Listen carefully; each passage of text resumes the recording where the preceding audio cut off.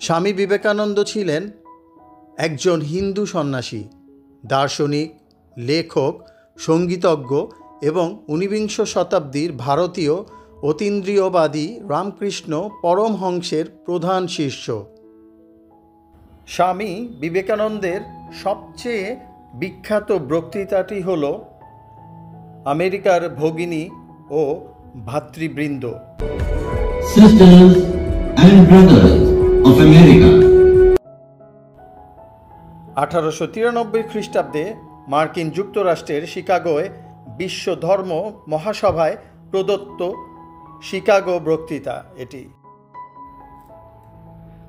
আজ আমরা দেখতে যাচ্ছি বিবেকানন্দ হাউস, অথবা চেন্নাই শহরের স্বামী বিবেকানন্দের স্মৃতি বিজড়িত একটি ঐতিহাসিক স্থাপনা।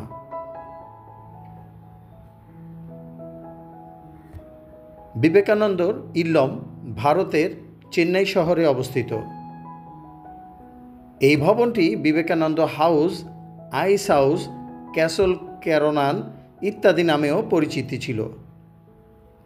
1897 সালে চেন্নাই তদানীন্তন মাদ্রাজ ভ্রমণের সময় স্বামী বিবেকানন্দ 9 দিন এই বাড়িতে বাস করেছিলেন।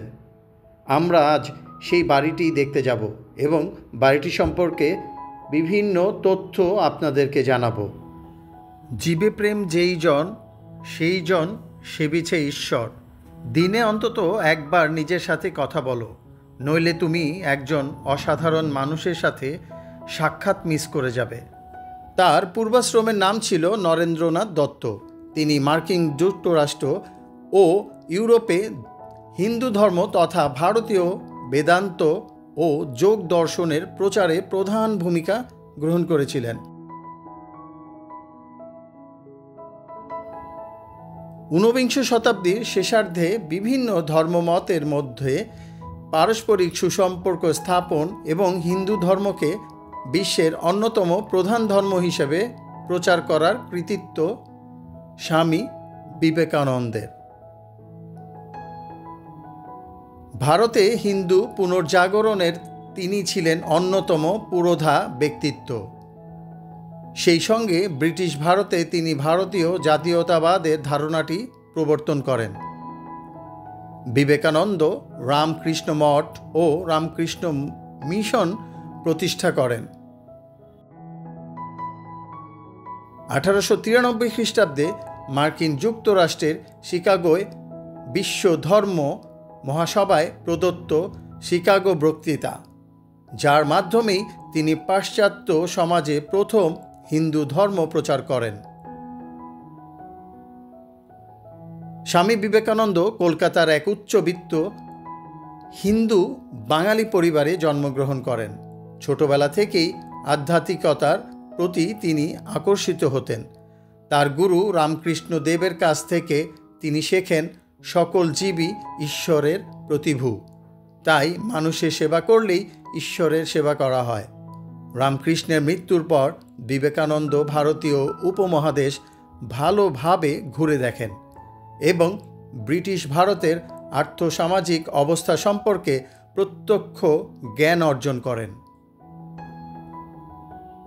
পরে তিনি মার্কিন যুক্তরাষ্ট্রে গিয়ে 1893 খ্রিস্টাব্দে বিশ্ব ধর্ম মহাসভায় ভারত ও হিন্দু ধর্মের প্রতিনিধিত্ব করেন। মার্কিন যুক্তরাষ্ট্র, ইংল্যান্ড ও ইউরোপে তিনি হিন্দু দর্শনের বিভিন্ন দিক সম্পর্কে অসংখ্য সাধারণ ও ঘরোয়া বক্তৃতা দিয়েছিলেন এবং ক্লাসও নিয়েছিলেন। তার রচিত গ্রন্থগুলির মধ্যে উল্লেখযোগ্য শিকাগো বক্তৃতা, কর্মযোগ, রাজযোগ, জ্ঞানযোগ, হার্ভার্ড বিশ্ববিদ্যালয়ে বেদান্ত, ভারতে বিবেকানন্দ ভাববার কথা, পরিব্রাজক, প্রাচ্য পাশ্চাত্য, বর্তমান ভারত, বীরবাণী, কবিতা সংকলন, মদীয় আচার্যদেব ইত্যাদি। বিবেকানন্দ ছিলেন সঙ্গীতজ্ঞ ও গায়ক। তার রচিত দুটি বিখ্যাত গান হল খণ্ডন ভববন্ধন, শ্রীরামকৃষ্ণ আরাত্রিক ভজন ও নাহি সূর্য নাহি জ্যোতি, এছাড়া নাজুক তাহাতে শ্যামা, 4 জুলাইয়ের প্রতি, সন্ন্যাসীর গীতি ও সখার প্রতি তার রচিত কয়েকটি বিখ্যাত কবিতা, সখার প্রতি কবিতার অন্তিম দুটি চরণ বহুরূপে সম্মুখে তোমারে ছাড়ি কোথা খুঁজিছ ঈশ্বর, জীবে প্রেম করে যেই জন সেই জন সেবিছে ঈশ্বর, বিবেকানন্দের সর্বাধিক উদ্ধৃত একটি উক্তি। ভারতে বিবেকানন্দকে বীর সন্ন্যাসী নামে অভিহিত করা হয় এবং তার জন্মদিনটি ভারতে জাতীয় যুব দিবস হিসেবে পালিত হয়।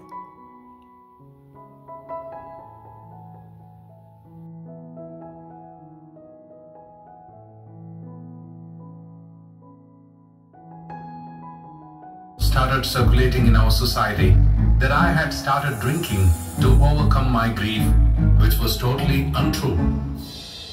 And then my guru tests my spirituality by making me pray to Divine Mother for money to remove my worldly wants. But even in this dire circumstance, each time I prayed, I could ask only for the ultimate knowledge, but not money. I am at the lowest point of my life and I have become despondent. Death can come any moment and engulf us all. So, does one's worldly achievements like reputation, position, and popularity in one's life really matter? What is the way now? Uttishtata Jagrata.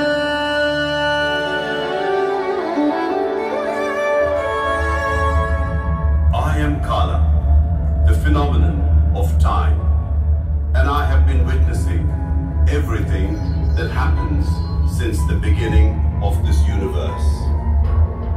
I see many of the modern problems that humans face now can be solved by ancient solutions.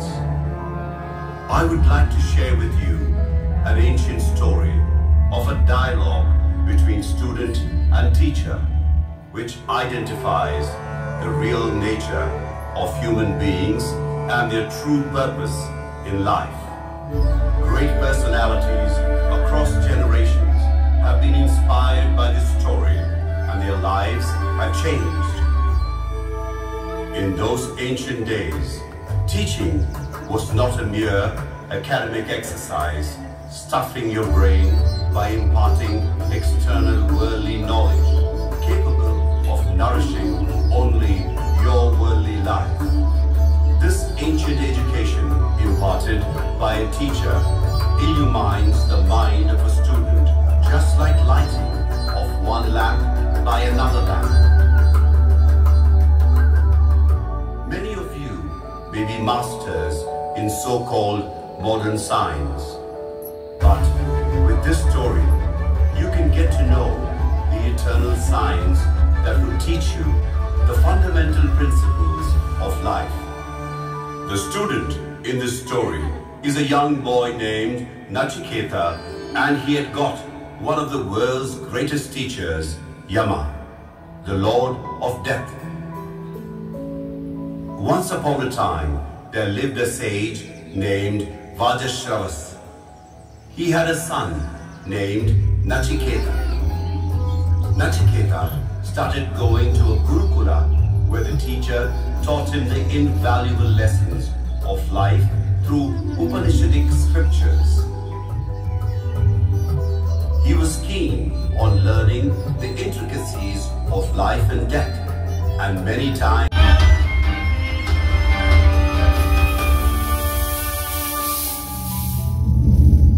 Nachiketa reached Yama's world, but then Yama was not at home.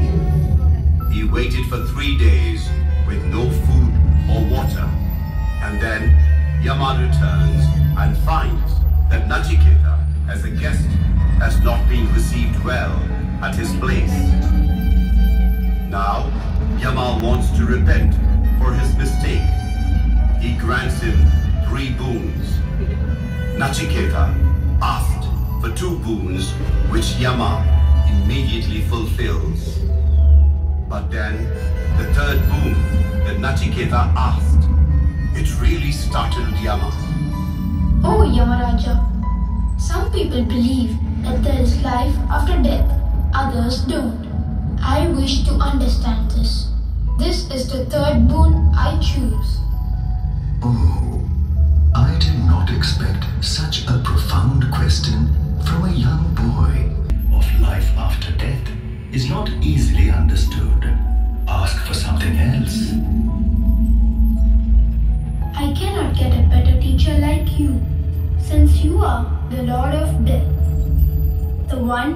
will demystify the body and should not be mistaken for the body. The self is neither born nor does it ever die. Once you realize that you are indeed the self, there is no death for you. Realize that he is the self. How do I control these five senses? Just as the chariot with 5 horses is guided by the chariot's driver, the 5 senses are regulated by your mind. The mind should be gradually trained to give up worldly desires, and the senses have to be reoriented to seek the path of goodness. This Strength, strength, strength is what we want. All power is within you. You can do anything and everything. Have faith in yourself. So what are you sitting idle for? Stand up, arise, awake, and stop not till the goal is reached. उत्तिष्ठत जाग्रत उत्तिष्ठत जाग्रत। স্বামী বিবেকানন্দ উত্তর কলকাতার এক কায়স্থ দত্ত পরিবারে জন্মগ্রহণ করেন। দত্ত পরিবারের আদি নিবাস ছিল অধুনা ভারতীয় প্রজাতন্ত্রের পশ্চিমবঙ্গ রাজ্যের বর্ধমান জেলার কালনা মহকুমার অন্তর্গত দত্ত ডেরিয়াটোনা বা দত্ত ডেরেটোনা গ্রাম। মুঘল শাসনকাল থেকেই দত্তরা উক্ত গ্রামের আদিবাসী ছিলেন। গবেষকরা অনুমান করেন যে তারাই ছিলেন ওই গ্রামের জমিদার। অষ্টাদশ শতাব্দীতে দত্ত পরিবারের সদস্য রামনিধি দত্ত তার পুত্র রামজীবন দত্ত ও পৌত্র রামসুন্দর দত্তকে নিয়ে গড়গোবিন্দপুর গ্রামে অধুনা কলকাতার ফোর্ট উইলিয়াম ও ময়দান অঞ্চল চলে আসেন। ফোর্ট উইলিয়াম দুর্গ নির্মাণের কাজ শুরু হলে উক্ত এলাকার অন্যান্য বাসিন্দাদের সঙ্গে দত্তরাও সুতানুটি গ্রামে অধুনা উত্তর কলকাতা চলে আসেন। এখানে প্রথমে তারা মধুরায়ের গলিতে একটি বাড়িতে বসবাস করতেন। 3 নম্বর গৌরমোহন মুখোপাধ্যায় স্ট্রিটের যে বাড়িতে বিবেকানন্দ জন্মগ্রহণ করেছিলেন সেই বাড়িটি নির্মাণ করেন রামসুন্দর দত্তের জ্যেষ্ঠ পুত্র Rammohan Dutta. Sisters and brothers of America.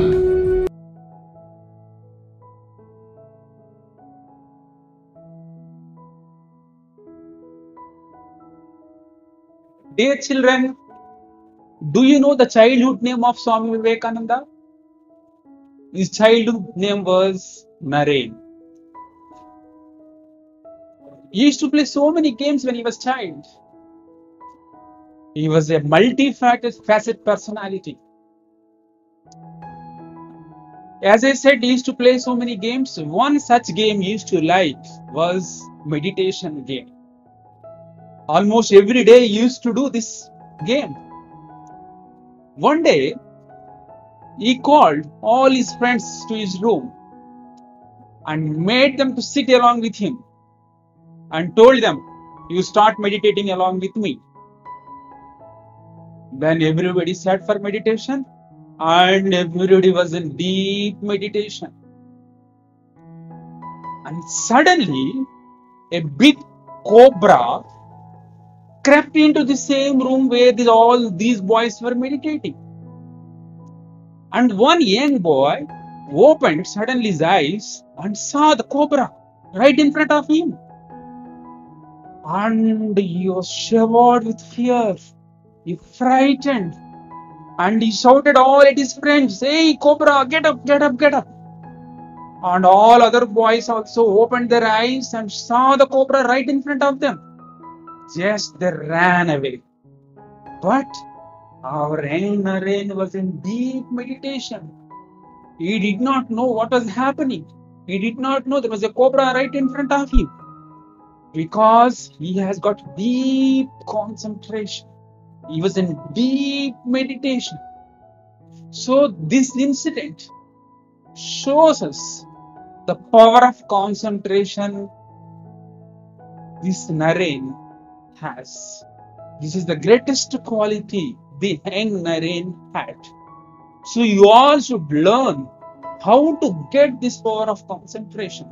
Once you have this concentration, once you will be able to concentrate your mind, you can study well. Not only you can study well, you can learn the secrets of the world just by having power of concentration. So that is the reason, children, you learn how to develop the concentration. By you can learn this concentration by looking at Swami Vivekananda's life and Naren's life. So Swami Vivekananda said, this concentration of the mind is very important. Once you learn this, how to develop this concentration, you can learn the secrets of this world.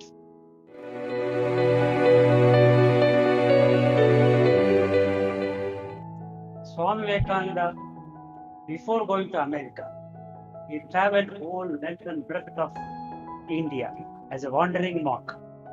During his wandering days, a very interesting incident took place in Alwar.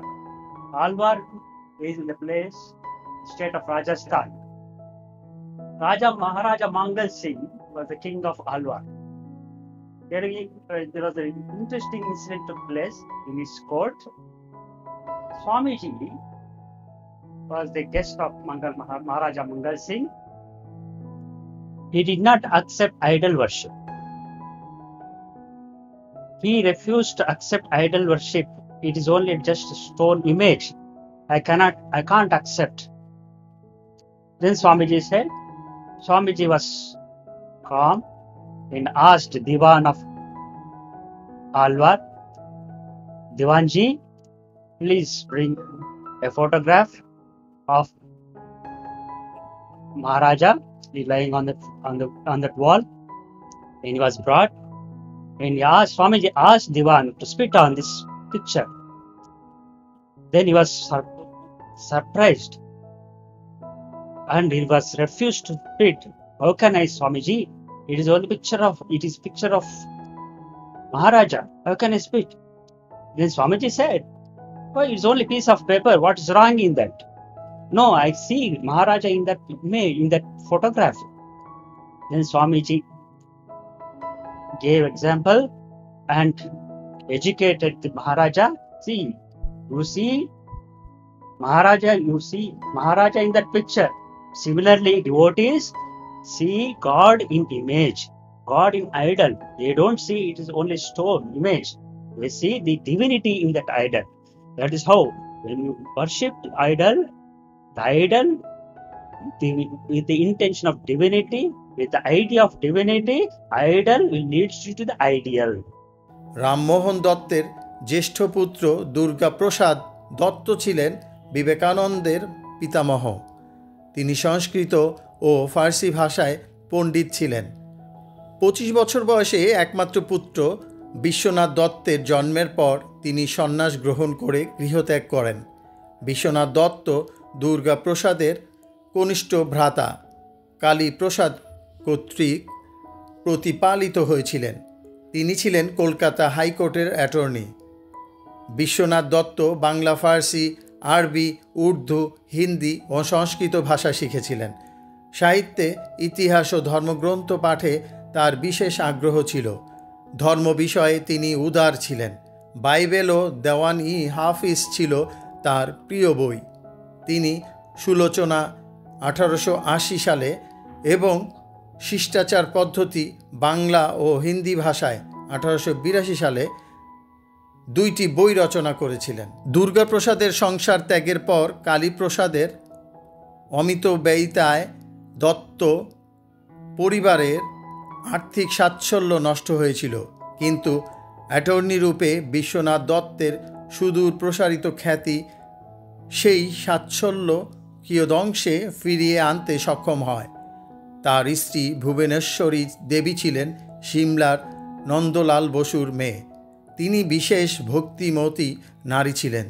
তার প্রথম কয়েকটি সন্তানের মৃত্যু ও কন্যা সন্তানের জন্মের পর পুত্র সন্তান কামনায় তিনি তার এক কাশীবাসিনী আত্মীয়াকে দিয়ে কাশীর বিশ্বনাথ মন্দিরে নিত্য পূজা দেওয়ার ব্যবস্থা করান। এরপরই স্বামী বিবেকানন্দের জন্ম হওয়ায় তার বিশ্বাস হয় যে তিনি শিবের কৃপায় পুত্র লাভ করেছেন। পিতার প্রগতিশীল ও যুক্তিবাদী দৃষ্টিভঙ্গি ও মায়ের ধর্মপ্রাণতা বিবেকানন্দের চিন্তা ও ব্যক্তিত্ব গঠনে বিশেষ সহায়ক হয়েছিল। বিবেকানন্দের পিতৃপ্রদত্ত নাম ছিল নরেন্দ্রনাথ দত্ত, ডাকনাম ছিল বীরেশ্বর বা বিলে এবং নরেন্দ্র বা নরেন। 1863 খ্রিস্টাব্দে 12 জানুয়ারি মকর সংক্রান্তি উৎসবের দিন উত্তর কলকাতার সিমলা অঞ্চলে 3 নম্বর গৌরমোহন মুখোপাধ্যায় স্ট্রিটে তিনি জন্মগ্রহণ করেছিলেন। তার পিতা বিশ্বনাথ দত্ত কলকাতার উচ্চ আদালতের একজন আইনজীবী ছিলেন। বিবেকানন্দ একটি প্রথাগত বাঙালি কায়স্থ সম্প্রদায়ের অন্তর্ভুক্ত ছিলেন, যেখানে তার 9 জন ভাই বোনই ছিল। তার মধ্যম ভাই মহেন্দ্রনাথ দত্ত ছিলেন বিশিষ্ট লেখক ও বিদেশ ভ্রমণে বিবেকানন্দের সঙ্গী। কনিষ্ঠ ভাই ভূপেন্দ্রনাথ দত্ত ছিলেন বিশিষ্ট সাম্যবাদী নেতা ও গ্রন্থাকার। ছেলেবেলা থেকেই আধ্যাত্মিকতার দিকে নরেন্দ্রনাথের আগ্রহ ফুটে ওঠে। এই সময় শিব, রাম, সীতা ও মহাবীর হনুমানের মূর্তির সামনে তিনি প্রায়শই ধ্যানে বসতেন। সাধু সন্ন্যাসীদের প্রতিও তার বিশেষ আগ্রহ ছিল। ছেলেবেলায় বিবেকানন্দ খুব দুরন্ত ছিলেন। তার পিতামাতার পক্ষে তাকে সামলানো মাঝে মাঝেই দুঃসাধ্য হয়ে উঠত। তার মা বলতেন, শিবের কাছে চাইলুম ছেলে, তা তিনি নিজে না এসে পাঠালেন তার চেনা এক ভূতকে।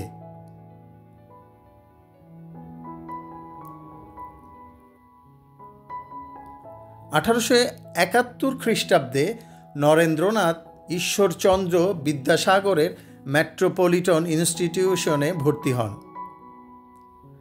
1877 খ্রিস্টাব্দে তার পরিবার সাময়িকভাবে রায়পুরে অধুনা ভারতীয় প্রজাতন্ত্রের ছত্তিশগড় রাজ্যে স্থানান্তরিত হওয়ার আগে পর্যন্ত তিনি এক বিদ্যালয়ে পড়াশোনা করেছিলেন। 1879 খ্রিস্টাব্দে দত্ত পরিবার আবার কলকাতায় ফিরে আসেন। নরেন্দ্রনাথ প্রেসিডেন্সি কলেজের অধুনা প্রেসিডেন্সি বিশ্ববিদ্যালয় কলকাতা প্রবেশিকা পরীক্ষায় প্রথম বিভাগে উত্তীর্ণ হন। তিনিই ছিলেন সেই বছর উক্ত পরীক্ষায় প্রথম বিভাগে উত্তীর্ণ একমাত্র ছাত্র। তিনি প্রচুর বই পড়তেন। দর্শন, ধর্ম, ইতিহাস, সমাজবিজ্ঞান, শিল্পকলা ও সাহিত্য বিষয়ে বই পড়ায় তার বিশেষ আগ্রহ ছিল। বেদ, উপনিষদ, ভাগবত গীতা, রামায়ণ, মহাভারত, পুরাণ প্রভৃতি হিন্দু ধর্মগ্রন্থ পাঠেও তার আগ্রহ ছিল। এছাড়া তিনি হিন্দুস্তানি শাস্ত্রীয় সঙ্গীতে তালিম নিতেন এবং নিয়মিত অনুশীলন, খেলাধুলো ও সমাজ সেবামূলক কাজকর্মে অংশ নিতেন।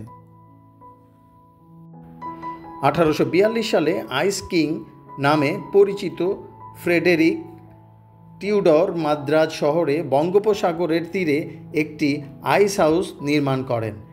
এই আইস হাউসটি ছিল তার বরফ ব্যবসার একটি অঙ্গ। 1880 সাল নাগাদ ব্যবসায় মন্দা দেখা দিলে মাদ্রাজের বিলিগিরি আয়েঙ্গার বাড়িটি কিনে নেন। তিনি বাড়িটির নকশা পরিবর্তন করে এটিকে তার বাসভবনে পরিণত করেন। নাম দেন কাসল ক্যারোনান। পাশ্চাত্যে ধর্মপ্রচারের পর স্বামী বিবেকানন্দ 1897 সালে ভারতে প্রত্যাবর্তনের সময় মাদ্রাজে অবতরণ করলে আয়েঙ্গার তার শিষ্যত্ব গ্রহণ করেন। এই সময় স্বামীজি তার গৃহেই আতিথ্য গ্রহণ করেন। 1897 সালের 6 ফেব্রুয়ারি থেকে 14 ফেব্রুয়ারি পর্যন্ত স্বামীজি এই বাড়িতে অবস্থান করেন এবং এখান থেকেই প্রদান করেন তার কতকগুলি বিখ্যাত বক্তৃতা। ফেরার আগে তিনি শিষ্যদের অনুরোধে এই বাড়িতে একটি স্থায়ী কেন্দ্র নির্মাণে সম্মতি জানান। 1906 সাল পর্যন্ত এই বাড়িতে মিশনের কাজকর্ম চলে। এরপর বাড়িটি বন্ধক পড়ে এবং এক জমিদার এটি কিনে নেন। 1917 সালে মাদ্রাজ সরকার তাদের সমাজ কল্যাণ কর্মসূচির অঙ্গ হিসেবে মহিলাদের প্রশিক্ষণাগার ও বিধবাদের আবাস প্রতিষ্ঠার জন্য বাড়িটি অধিগ্রহণ করেন। 1963 সালে স্বামী বিবেকানন্দের জন্মশতবর্ষ উপলক্ষে তামিলনাড়ু সরকার ভবনটির নামকরণ করেন বিবেকানন্দর ইল্লম। 1997 সালের 6 ফেব্রুয়ারি সরকার রামকৃষ্ণ মিশনকে লিজে ভবনটি প্রদান করে স্বামী বিবেকানন্দ সংক্রান্ত স্থায়ী প্রদর্শনী চালু করার জন্য 1999 সালের 20 ডিসেম্বর এই স্থায়ী প্রদর্শনীটি সর্বসাধারণের জন্য খুলে দেওয়া হয়। প্রদর্শনীর সঙ্গে সঙ্গে এখানে যুবকদের আলোচনা সভা, ধ্যান ও যোগের ক্লাসও নেওয়া হয়। আমি নানা দেশ ভ্রমণ করেছি, কিন্তু কখনো নিজের জন্মভূমি বাংলাদেশ বিশেষভাবে দেখা হয়নি। জানতাম না এদেশের জলস্থলে সর্বত্র সৌন্দর্য। কিন্তু নানা দেশ ভ্রমণ করে এই লাভ হয়েছে যে আমি বাংলার সৌন্দর্য বিশেষভাবে উপলব্ধি করতে পারছি। 1901 সালের 30 মার্চ ঢাকার জগন্নাথ কলেজে স্বামী বিবেকানন্দ এটি বলেছিলেন। অত্যাধিক পরিশ্রম আর নিরলস কর্মসাধনায় এই কর্মী সন্ন্যাসীর শরীর ভেঙে পড়ে। অবশেষে 1902 সালের 4 জুলাই মাত্র 39 বছর বয়সে এই বীর সন্ন্যাসী ভেলুর মঠে চিরনিদ্রায় অভিভূত হন। তিনি কেবল জগতে হিন্দু ধর্ম প্রচার করেননি, ভারতকে তিনি দিয়ে গেছেন এক নতুন ধর্ম। এই ধর্মের নাম সেবা ধর্ম। তার বাণী শিবজ্ঞানে জীবের সেবা। ভারতের ইতিহাসে সমাজসেবার এক নতুন অধ্যায় রচনা করেছিলেন তিনি। বিবেকানন্দ ছিলেন জাতির গৌরব, সেবা ধর্মের মূর্ত প্রতীক, যুবশক্তির কাছে মৃত সঞ্জীবনী মন্ত্র। তাই স্বামী বিবেকানন্দ ভারত আত্মার জ্যোতির্ময় বিগ্রহ, ছিলেন নবযুগের প্রাণপুরুষ।